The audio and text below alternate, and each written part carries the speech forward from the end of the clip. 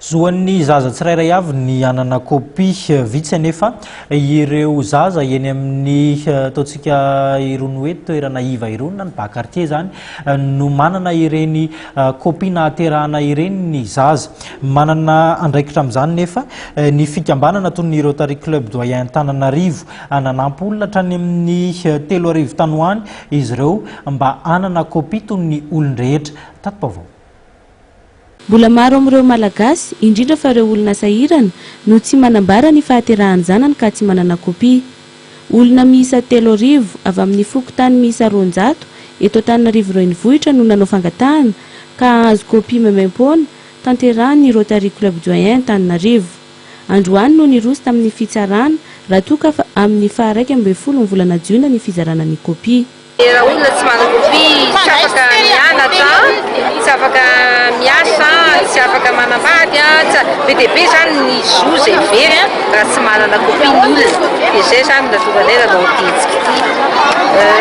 Indrindra moa fa hoe ny asan'ny Rotary moa zany dia hoe manao asa fanasoavana izy zany tafiditra ao anatin'ny asa izay ataon'ny Rotary hoe assise axe stratégique ohatran'ny hoe momba ny fahasalamana, momba ny l'éducation, momba ny social, dia tsika social moa zany dia ataonay ity.